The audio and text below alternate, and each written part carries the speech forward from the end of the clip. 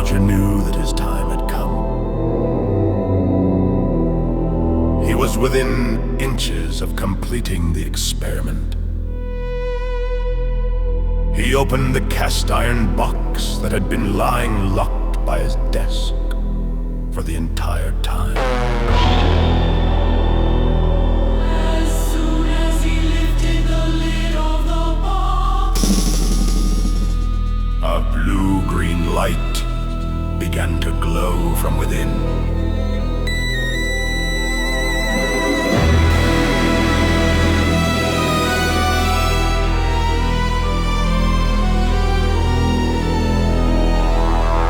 He put on his TH-30 protector glasses and removed the Galentrop gem.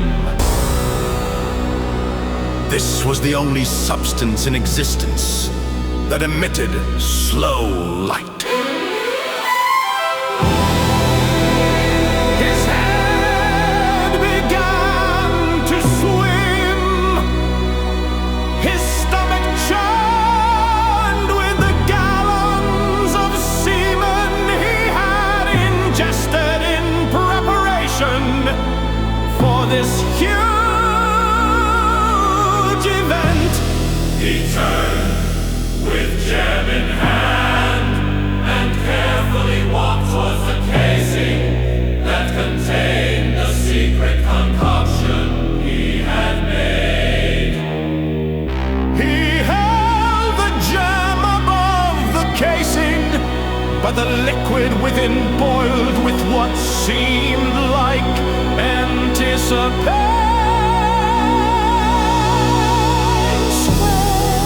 Sweat began to bead on his forehead. He closed his eyes and placed the gem. What happened next will never, ever be forgotten. His anus began to bubble and flap. The building began to shake. The building began to shake. The fittings unfitted. The lights flicked on and off randomly like lightning. Finally, Roger could feel his body changing. He became the Zumming bird.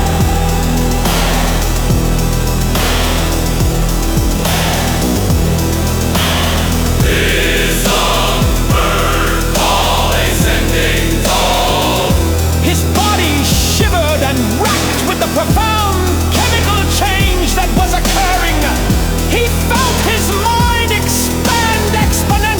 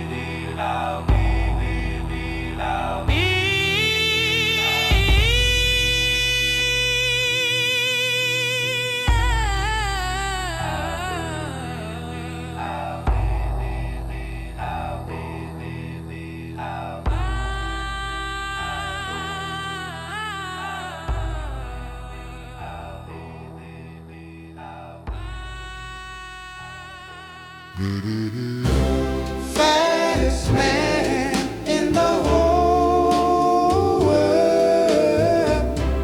Fattest man in the whole world. Fattest man in the whole world. Ooh, wow, ow. When I first saw you, you were so thin, but now you are so fat. You're getting fatter and oh so fatter. Oh yes, and my love for you grows fatter every day.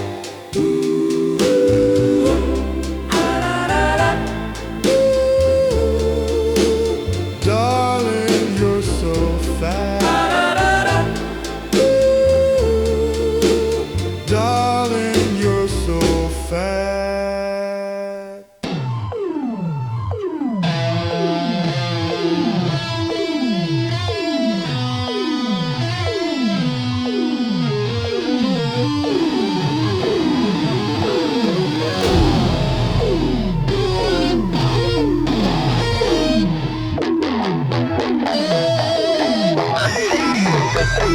It's getting to that point, like basically where it's just not on, I reckon. I'm sick of this. We were just minding our own business before, and then all this bloody messy, bloody confusion, bloody brain into the size of the universe shit comes along and fucking no one knows what's going on anymore. I don't understand it. I mean, bloody hell, why can't we just sort it all out and just take it nice and easy? Because I'm getting really scared, man. No. No. Well, I wasn't talking about that. Neither was I. In fact, I'd like to just tell you about the time when me and my mother, Ted, were going like up to Fred's place. Yeah, for it. And like, it was like a sort of like a really sunny day. For a minute past ride, swan of state, the lambs, until I'm sane, until my underhead. He's so fat, in the whole world. He's so fat, in the whole world. He's so fat, in the whole.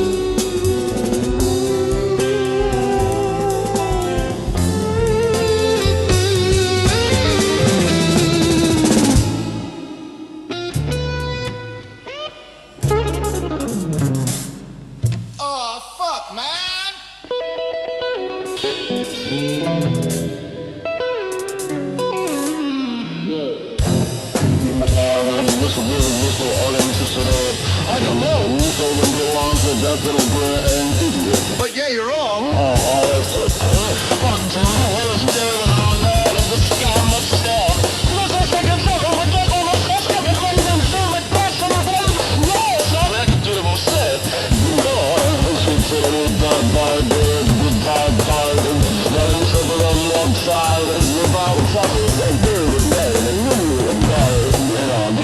don't know what I've done here. I don't know who I am. I don't know who my mother was. I don't know who my grandfather is. I don't know who my sister isn't. I don't know if I have a dog or not. And on top of all that, I don't know my car registration number. Seriously, there's gonna be so many fucking voices on this. It's ridiculous, isn't it? Like, I'm talking about going until I can't stand it anymore, until you want to kill me.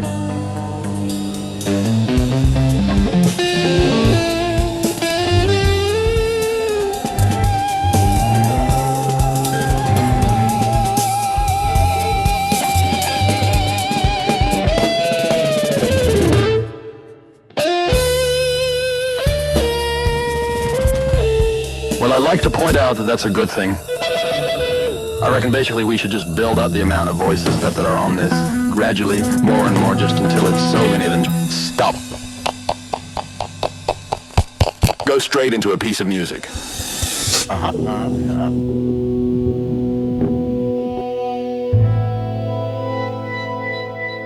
Ladies and gentlemen, scholars and seekers of rare truths, you are now tuned to frequency Delta Z, an electromagnetic subcarrier reserved for transmissions that history never approved, that science never confirmed, and that reason has politely declined to entertain.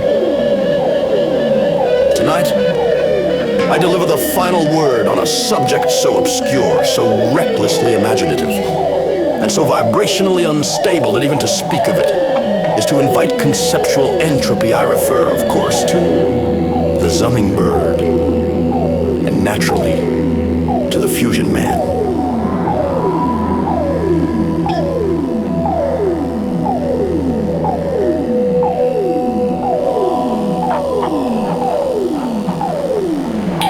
Let us begin with facts, or at least the closest approximation we can hope to scrape from the curling magnetic ribbons of a disintegrating cassette.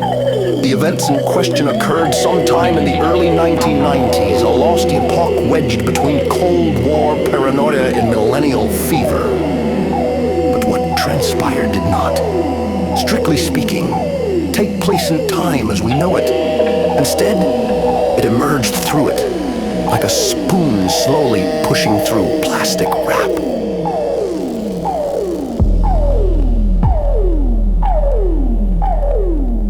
The Zumming bird, if we may call it that, was not a creature, not an entity, not even an idea in the conventional sense. It was, and remains, a trans-dimensional state, a condition of being in which all thought loops upon itself, in which thumbs hum, time folds, and Peter and Bill are no longer themselves, or each other, or anything comprehensible. This was not an accident. It was an experiment. The scientist, Roger, is central to the origin tale, his final moments, captured in the now infamous Zum 301 transcript, reveal a psychological architecture so precariously balanced between genius and pathology that no modern classification will suffice. The ingestion, indeed, injection, of gallons of seminal fluid in preparation for this great event may seem at first blush to be crude or comedic, and yet through the cracked lens of trans-dimensional semiotics, it reveals itself as a metaphor for saturation, a man drowning in potentiality, in unresolved symbols, in the essence of his own absurd longing for breakthrough. The introduction of the Gallithrop gem, a crystalline artifact that emits slow light, marked the catalysis. With its placement over the casing of a boiling concoction, reality began to fray. The body responded first. Roger's posterior, long the butt of fate's cruel joke, began to bubble and flap voluminously, heralding the collapse of Newtonian physics.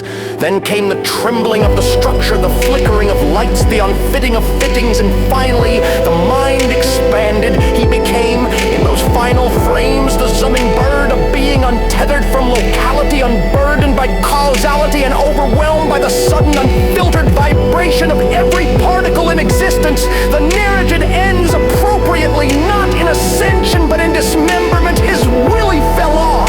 This, too, is symbolic, a rejection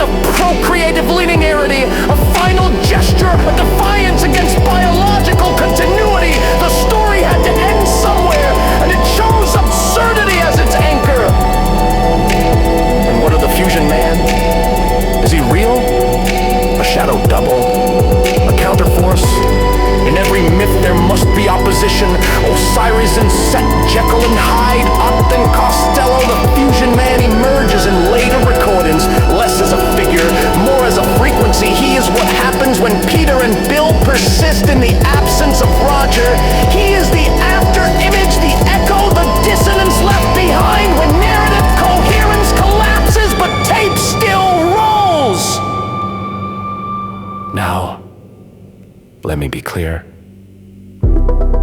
This entire project, these recordings, these journals, these fragments rescued from the cultural detritus of lo-fi multi-track obsession, do not form a coherent saga. They were not intended to. They are a hyperstitional artifact. That is, a fiction that writes itself into being by belief alone, a hall of mirrors built from hiss and tape warble, through which the listener, if persistent, will glimpse not meaning, but its impossibility, and in that impossibility, a strange kind of freedom. You have not understood. The Zumming bird. You cannot. That is not your failure. That is its purpose. It is the joke that loops forever, the symbol that defies reduction, the sonic object that, like Schrodinger's vinyl, both exists and does not. And now, as the signal fades, and your mind prepares to re-enter the drab terrain of consensus reality, I leave you with this. The Zumming bird was never about Roger, or the gem, or even the Willie. It was always about you. Good night.